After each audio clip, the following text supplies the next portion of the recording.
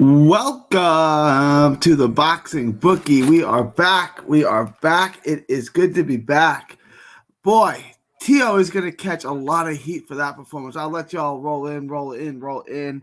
I know it's late. I know it's a Thursday. I know a lot of y'all are going to be working tomorrow, so I'll keep this short and sweet. We won't go on for hours and hours.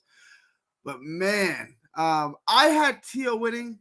I thought Tio pulled it out, but it's rough, man.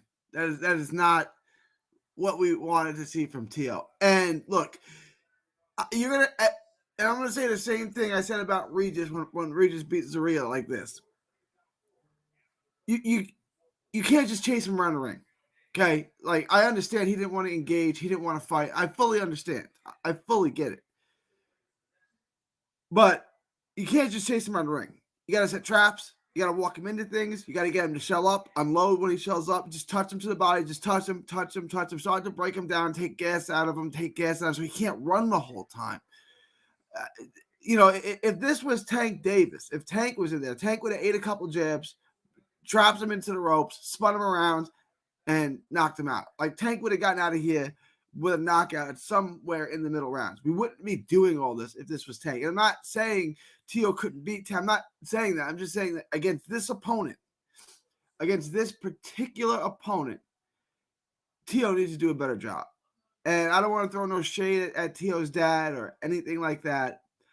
I'm not saying Tio's dad's a bad trainer or anything like that. I'm not saying anything like that.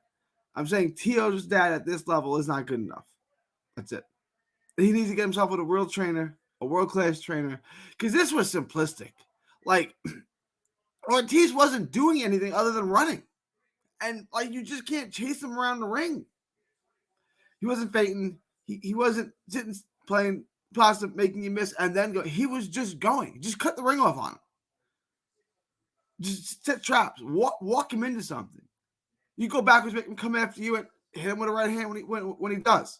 There's things, again, the fight's going to be boring. I understand. But it doesn't have to be ugly. You can make him fight. You can. You can make Ortiz fight. You can't just chase him around the ring and let him do exactly what he wants to do. And I thought Lopez won the fight. What up, Glenn?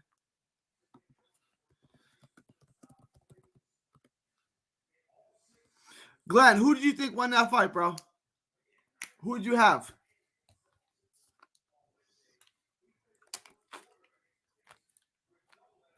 That was a terrible, no good performance from Lopez, even though I thought Lopez won the fight.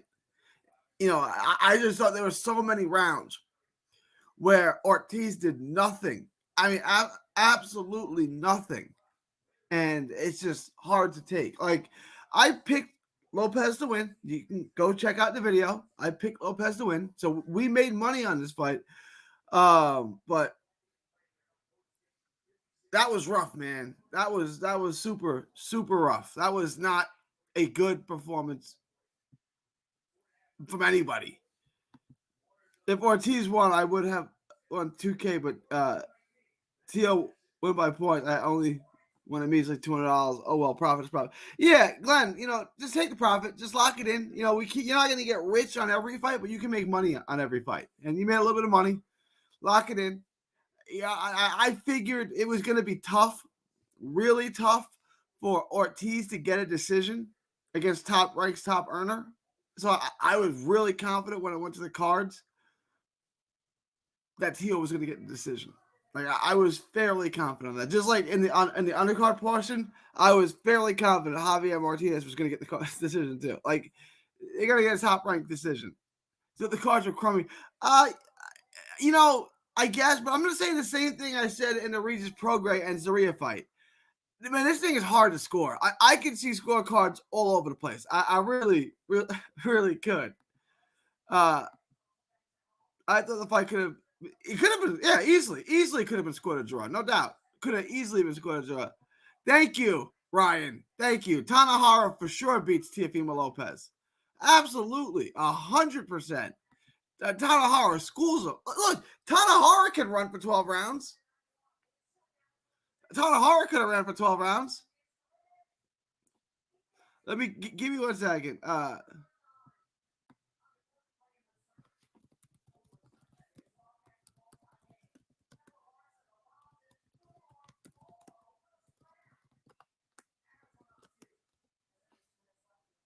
Give me 1 second.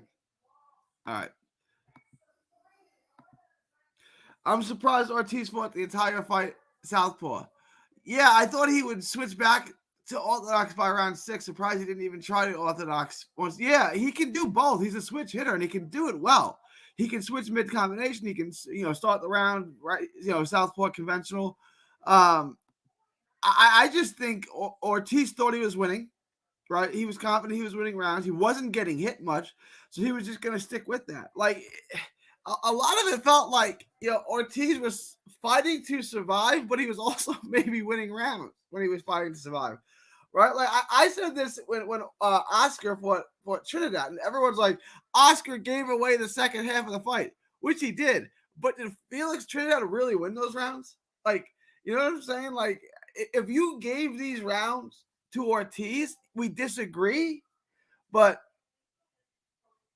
you're not necessarily wrong. Like, you could give those rounds to Ortiz on ring generalship, on a couple of shots that he did land. You could absolutely give those rounds to Ortiz, and you're not wrong at all. I got my dog here. Come on, Canoli. You're absolutely not wrong if you gave those rounds to Ortiz. That's why when it went to the scorecards, I was pretty confident the top-ranked guy was going to get the decision. But I wasn't convinced that he had won, even though I was convinced he was going to get the decision, if that makes sense. What were the scorecards? 117, 111, and then 115, 113 times 2. So it was 117, 11, 113, 117, 111, and then 115, 113, 115, 113. Not only were there no knockdowns in the fight, there were no punches landed in the fight either, Ryan. No, there were no knockdowns for sure. No one was hurt or in trouble or really even touched that entire fight. Yeah, I'm a fan of Teo. I root for Teo. But that was terrible. Like, that was Teo. I mean, and it's going to be interesting to see where the boxing world shifts their momentum, because it's a roller coaster with Teoflimo Lopez. Like, every time he looks good, he's a pound for pound elite, and then he looks like this, and he's a pile of trash. Like, the truth is, he's somewhere in between. Yes, he did outbox Vasyl Lomachenko. 100% that happened, right? He also got his ass kicked by Sandor Martin and George Kambosos. Like, that happened too.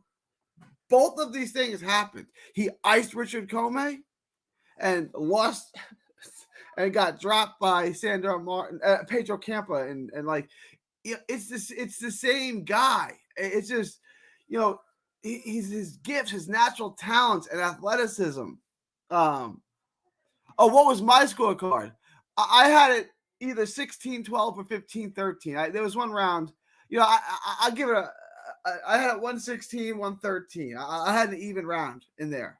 I thought 8-4 or 7-5 was my card, but again, if you had a different card, then that's fine. Like, yeah, for Lopez. Yeah, I had it either 8-4 or 7-5 for Lopez. Like, I'm gonna say I had it 7 rounds to 4 and 1 even. I'll say that. That's how I had it. There were so many rounds in it you could have flipped either way. There were so many rounds in that fight that could have went one way or the other. Like, I really, I just don't want anyone saying it was a travesty. You could have a vastly different scorecard than this. You could have it 117, 111 for Ortiz, and you really could have that. But I don't want to hear you say it was a travesty or a robbery, because it wasn't. Like, no one deserved to win that fight tonight. Now, on your scorecard, you hand it in, and someone wins and someone loses, but no one deserved to win that fight tonight. There were no winners tonight, only losers. Only losers in tonight's fight. So where do you guys go from here with Lopez? I mean, if I would have, who you got in the Super Bowl? I'm torn here, right? I like Pat Mahomes because I like greatness. And he's also a Texan. But Kyle Shanahan is a Longhorn. So I'm torn here. I'm going to go 49ers 27-24. I'm going to go 49ers 27-24. I got an inkling. I'm leaning towards the 49ers. Well, who do you got, Ryan? You're going to take the Chiefs? I feel like most people are going to take the Chiefs, and rightfully so. There's nothing wrong with taking the Chiefs. They're here all the time. They got the best player on planet Earth. If you want to take the Chiefs, I'm totally down with anyone taking the Chiefs. Everyone's picking the Niners? Okay. I just feel like taking Mahomes is like it's the smart thing to do. Like why it's like Brady back in the day. Just pick Brady and you'll be right more often than not. That says my friend put 5K on the Chiefs. Yeah, look, they got Mahomes. They got Pat Mahomes. They got the best player in the world who plays the most important position. Why would you should pick him. I feel like you should pick him to win. I'm just going with the 49ers. Like they're a more complete team. They have more tools. And they've been playing really well. So I'm rolling. Like they came back against the Lions. Looked like that game was getting out of hand. 49ers came roaring back, no pun intended, to beat the Lions. So I'm rolling. I'm rolling with the 49ers. Not with a ton of confidence. And I don't really follow the NFL like I follow college football. I'm a much bigger college guy than I am an NFL guy. But I watch the playoffs a lot. I watch my Jets a lot. I'll roll with the Niners. I remember watching Brock Purdy at Iowa State. Him and Breece Hall, who's now on the Jets, shred up Texas a couple of times. At least twice at the top of my head in 2021 and 2019. The COVID year, I think Texas got them. But I'm not totally shocked with what Bryce Petty is doing. Brock Purdy. Bryce Petty was the quarterback for Baylor. I'm not totally shocked what Brock Purdy is doing. Like, I'm surprised, but like he was good at Iowa State. Like, it's not shocking. It's not shocking. I'm looking forward to this weekend's cards. This weekend, the British cards. There's some good British fights. If you guys don't know, ESPN Plus is showing the Queensberry Promotions card. There's a kid, Hamza Shiraz, a 6'3" middleweight, long, powerful. I'm really into that fight. Like I'm really. He's fighting Liam Williams. You guys know Liam Williams. He fought Demetrius Andre. It's a good fight, man. I'm into this. So if you guys are around, I'm gonna go live next Saturday. Well, this Saturday, 2 days from now. Or I guess 2 days from now. I'm gonna go live for the live reaction to that. I did a bunch of videos on that. Sam Noakes is a really good looking prospect. He's on the card taking a step up fight. So that's a really good card. That is a fun card, and there's also a the zone card on. Eddie Hearn put on. That fight largely sucks, but we'll watch that too. Anyone else like the 49? Anyone else like the 49ers, or am I alone in liking the 49ers?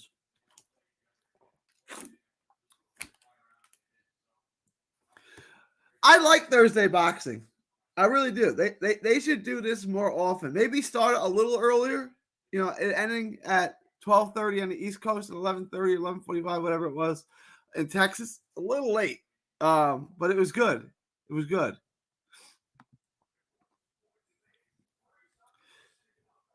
Let's get into Keyshawn Davis. I want to ask y'all right now because this is the first time in a while that Keyshawn has really wowed me. I wasn't like saying Keyshawn's a bum, but I'm saying Keyshawn might not be what the hype is. He changed my mind today. This was what we wanted to see from Keyshawn. Really explosive, powerful.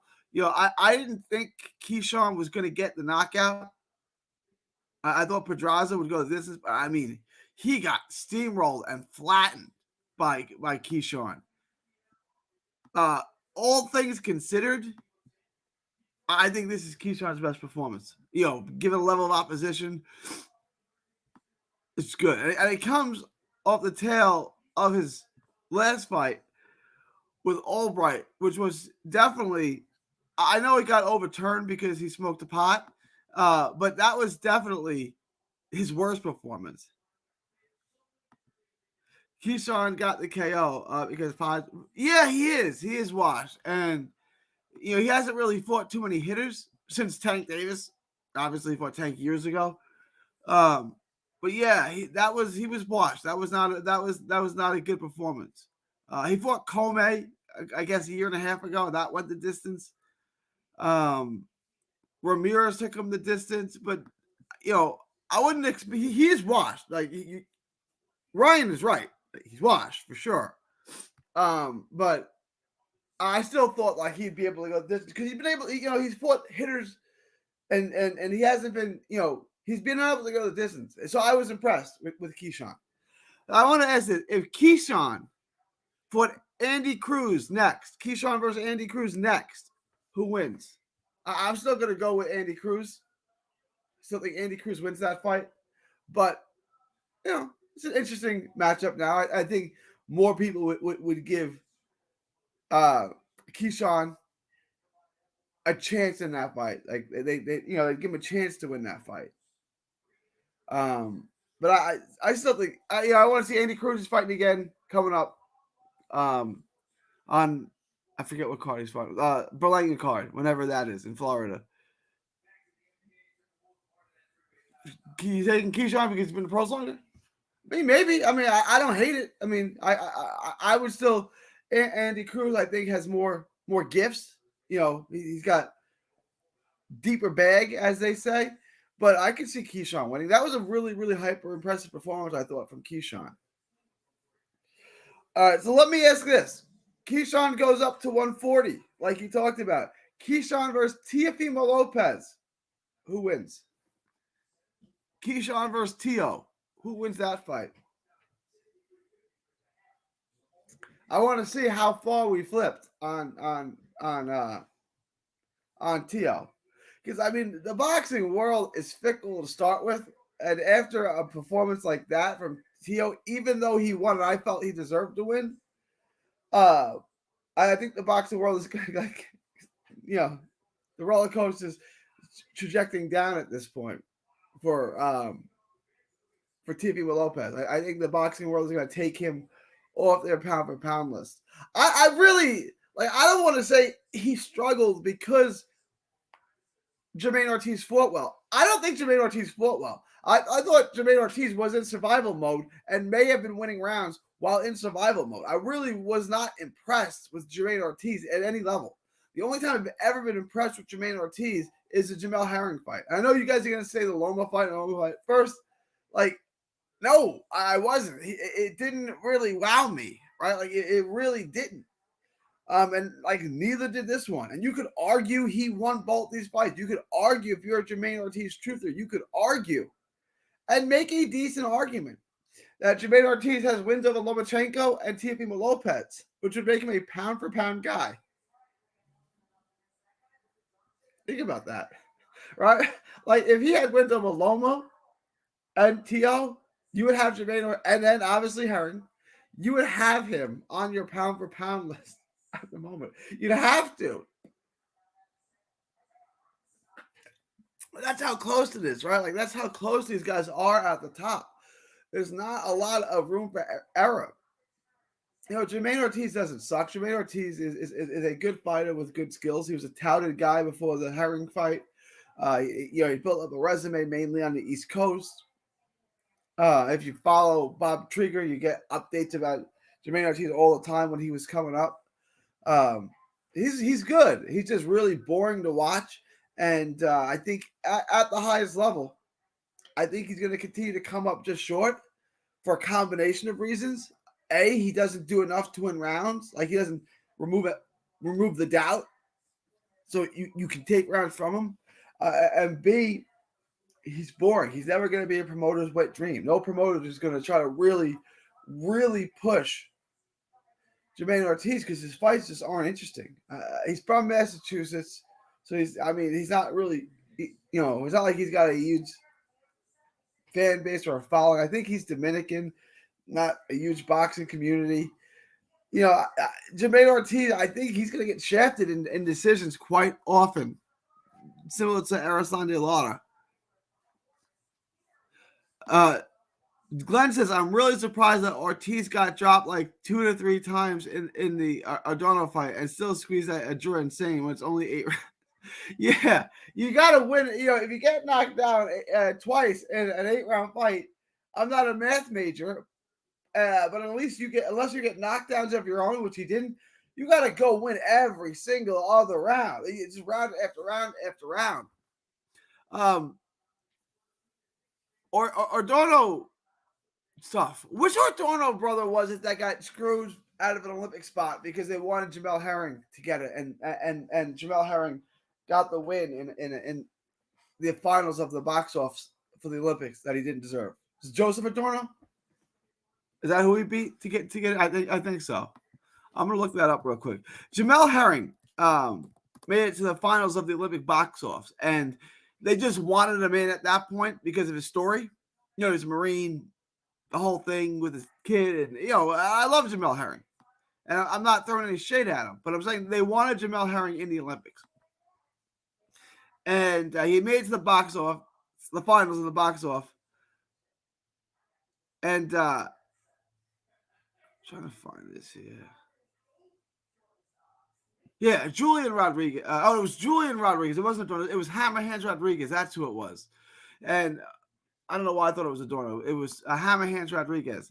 And Jamel Herring got to the finals, and it was like, that's it. He's going. No matter how bad he does. And he got his ass kicked by Julian Rodriguez in the finals of the box offs for the Olympic qualifiers. And they just gave it to Herring anyway. Adorno's fighting Walters next. Nicholas Walters? Ryan? Nicholas Walters? Like the Axeman? Is that for real? If that's true.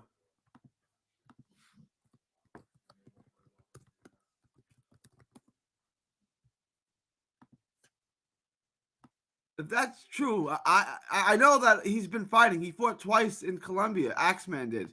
Is that who he's fighting? Yeah. Let's go. Who do you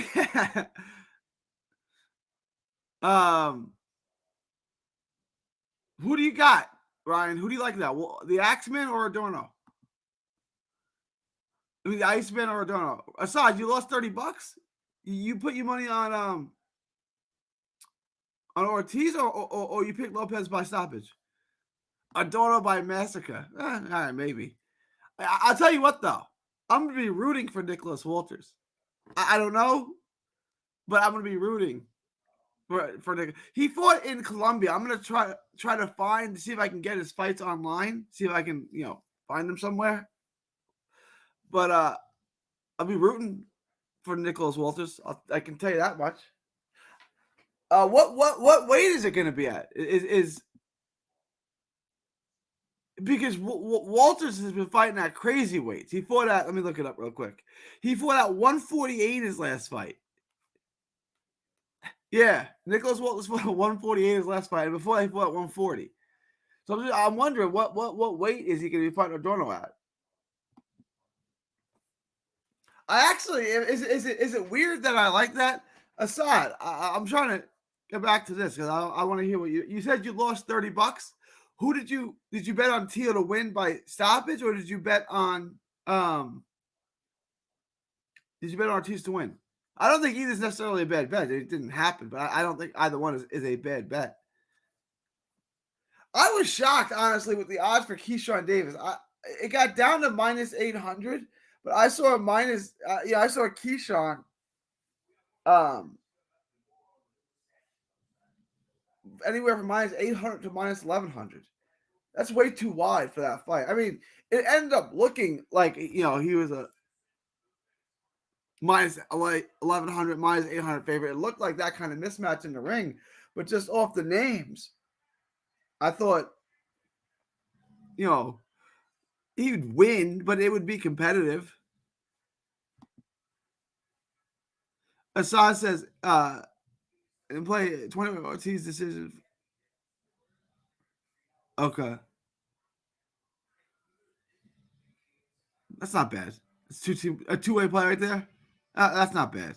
I like the Ortiz. If you thought like Ortiz had a chance, my only hunch was that there was no way Ortiz was going to knock him out, and there was no way that he was going to get a decision over Teoflimo Lopez. Right? Like that was my like. I kind of thought like if this thing is close, it's going to Teo. So Ortiz has got to knock him out, and Ortiz is going to knock him out. So Teo's going to win this fight. I'm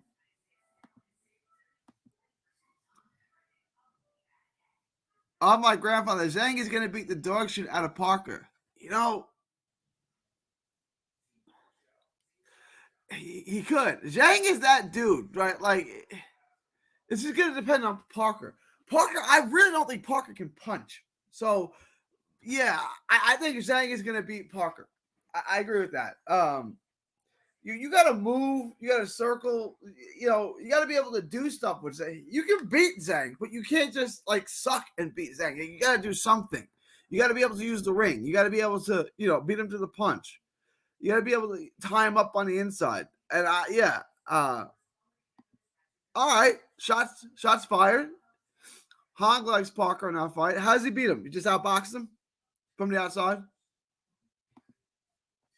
Zhang is as big as yeah, and he's a southpaw with quick hands and hasn't taken any damage in his career. I mean, I don't know that I would say he's got quick hands. I'd say he's got quick hands for someone his size. He has quicker hands than Joe Joyce. I think that's fair. He's quicker than Joe Joyce, which is the slowest thing I'd ever seen in my life. Parker by decision. I think that's fair. I think that's it, fair, Ryan. I mean, we'll see. I think there are a couple ways this fight can end. Parker by decision is definitely one of them. I think we're going to find out about his chin, right? Like Parker stood up to Wilder. He also never really got hit. He didn't get hit in that fight either. Zhang shots aren't telegraphed. They're deadly. That's true. That's true. So we got a big Zhang fan in here. Zhang's I've really changed my mind on Zhang a lot with those two fights he had with Joyce. Like I've changed I thought he sucked. He was just big for nothing. But no, he can use his size, he can use his strength, he can capitalize on a lot of things. Like Zhang isn't big for nothing. Like he can use his bigness. He can. I mean, can he beat Fury? No. Can he beat Usyk? No. But the rest of these, like, can he beat Chisora? Probably. Can he beat guys like Parker? Probably. He can do some damage. Can he beat Jared Anderson? No. Right? But there are guys that he can beat. Jalov, there's one. Zhang versus Jalov. Jalov might get knocked the hell out. That might happen. Could happen. Williams in the house. I feel like I'm part of the robbery with what I'm collecting from Teo's win. Hey, you knew I tried to tell y'all that if this thing was close, it was going to Teoflimo Lopez. And look, this is entertainment. This is entertainment. Do you ever want to see Ortiz fight again? Honestly, do you ever want to see Jamine Ortiz fight again? I don't. And that's why a close decision goes to Teoflimo Lopez. Jalov destroys him? Maybe. I'm just saying, Jalov might get knocked out too. Who would I pick in that? Probably Jalov. I probably agree with you, but either man could get knocked out in that fight. Gonna share a secret. Zhang has made me a lot of money in the last two fights. I'm talking about over 20K. He's a money-making machine. I will keep taking him until he. Yeah, he was an underdog in the first fight, so he could have made money on that. And on the second fight with Joyce, it was so obvious that Joyce couldn't do anything differently, and he was going to lose exactly the same way but quicker. And then he lost exactly the same way but quicker. So you could have made a killing on both of those fights. I'm glad you did, Glenn. I'm really glad you did because it was all there in front of you. Like it was there. Like if you thought Zhang was gonna beat him in the first fight, which was reasonable, it paid really well. And in the second fight, there was no way Joe Joyce doesn't have a skill set. He wasn't fit to do anything differently. He was just gonna lose, but lose worse the second fight. And I thought that should have been obvious. And the odds were, it was basically an even money fight for a fight that Joyce had 0% chance of winning. You know, Joyce isn't even a guy with one punch power. All right. Like, he's not a huge hitter. He mostly just jabs. I got Haney destroying Teo after what I saw today. Yeah, Glenn, it's hard to disagree with that, man. You know, we thought that Regis had problems cutting off the ring. Like, Teo, come on, bro. He had no hope of cutting off the ring. Yeah, no, Haney would it would be a track meet, and Haney would embarrass him. No, I agree. Haney is going to long arm jab Teo till his nose. Yeah, but like Teo's nose, man. Teo's nose. No, I agree. I don't think that Haney would have much of an opportunity. You know, I mean, I don't think Teo stylistically has much of a chance with Haney, unless Haney starts to get crazy and starts to stand in with them. But you know, I think Teo had a chance to beat Haney, and that was in like 2019, 2020, and he's let that slip. And I don't think that he would ever, like, he'll never beat Haney again. He had his chance to beat him. I also don't know if they're gonna fight each other because, like, this is boxing, and why would the best fight the best? Like, why would we do that? That's not something that we do in our sport. That's something that we don't. That is definitely something that we don't. What else do we got coming up? Anything? Oh, Shaki Foster and Abraham Nova. Guys into that. That's just a week away now. I think Oshaki is the best 130 in the world. Yes, sir. Rafa, my man Rafa. Did you clean up today? Did you make some money? Did you bet on Teo? Were you impressed with Teo's win? And did you think Teo won? I thought Teo won the fight. But there are no winners. Like we said, there are no winners in that fight. There were no winners today, only losers. Ortiz is a loser. Teo's a loser. The fans are losers. Everyone involved in that fight was a loser tonight. Pedraza was a loser. Did you guys watch the undercard portion? I'm telling you, Abdullah Mason is it, man. Abdullah Mason is that dude. That dude is 19. You thought, have you seen the recent Usyk interview? He's starting to get gray hair. It just shows how much. Yeah, guys, Fury is running into walls. He's running into doorknobs to avoid fighting Usyk. I've said this a million times. Fury's not fighting Usyk. That's not happening. He's scared of him. I felt Ortiz edged it out. That's fair. I could see that. I had Lopez winning, but I could see it going the other way. I mean, those rounds were so awful and so bad to score. Like, somehow they said Lopez landed 75 and Ortiz landed 82. Ain't no one landed no shots in that fight, man. But I won my bet. That's all that matters, Rafa. You got straight paid. I got two times on Mason. Mason, dude, is it, man. He is him. Abdullah Mason is him. Mason is the goods. Real deal, and doesn't have grown man. He's 19. So I'm saying this kid is 19, bro. Like, him at 19 to me is as impressive as Bam Rodriguez was at 19 and more impressive than Devin Haney was at 19. Like, at 19, this guy is it, man. They should just move him up super quick now. Like, enough with the nonsense. Just move him up super quick. Like, he's ready. Like, he fought my boy, too. That guy he fought, Ben Gourmet, he's from Fort Worth. He's from my town. Same gym as Eddie Vasquez. I kind of knew that was going to happen. Like, Abdullah Mason was my prospect of the year for 2023.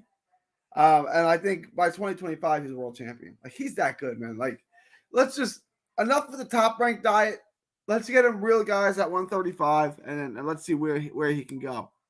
Abdullah Mason versus Keyshawn Davis. Is he ready for that yet? Or is that's too much? It's the dude right there. Like, he is him. He is him. That fight was at a higher weight too, right? Let me look that up real quick. I think Abdullah went above his natural weight at that. Is that somewhere between 35 and 40? Was it? Let me look it up real quick.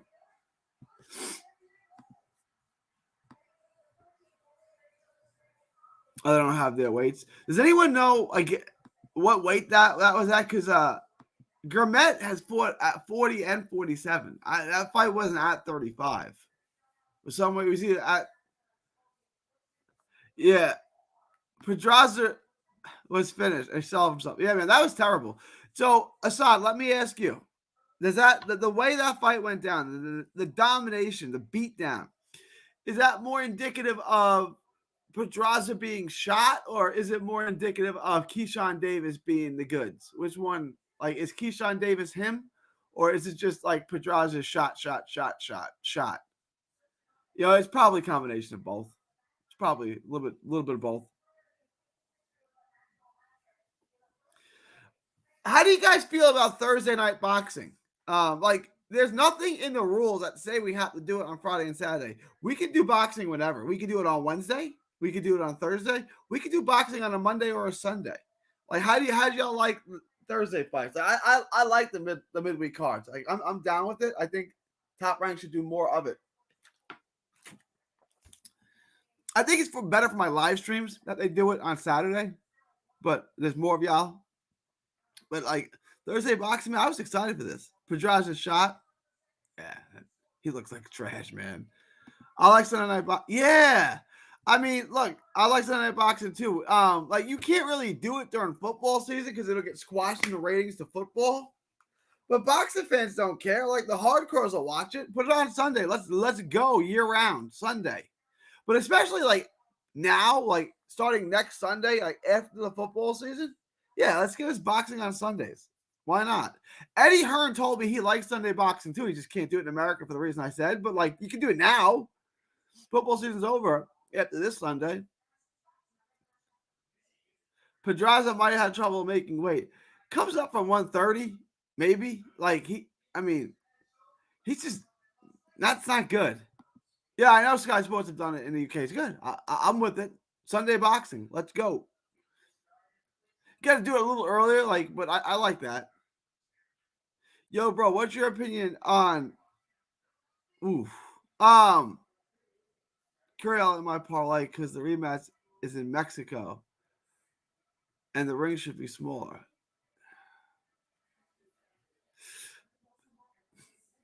Probably Curiel. Probably. I probably agree with you. Let me go back and watch the tape though. I'll let you know. Like, hit me up on social media. Let me remind me. Let me go back. I probably agree with you.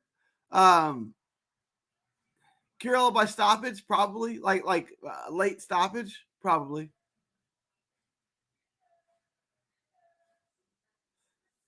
And I have small ring and the slow track, probably Kirill. Oh, my dog is sleeping. Okay. What else was on that card? Javier Martinez and Solomon. Everyone agree with that? Just says everyone thought Javier Martinez beat Solomon in that fight. That was a fun fight, right? For two guys who aren't going to be world champions, that was an interesting fight. Good fight.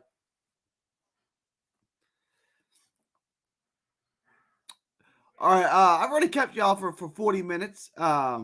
Guys, join my Patreon. Join the Patreon, and you can request a fight. You'll get a free T-shirt. Join my Patreon. I'm gonna put that in the chat for y'all. It's just $5 a month. You get a free T-shirt. You can ask the boxing bookie to handicap a fight. Ask me anything. You get the lock of the week. You get a ton of perks for just $5 a month. That's just $5 a month. And look, you get the lock of the week for just $5 a month. So it doesn't cost money. It makes money. It makes money. So, you know, we just need to do that. Geez, I'm losing my brain here.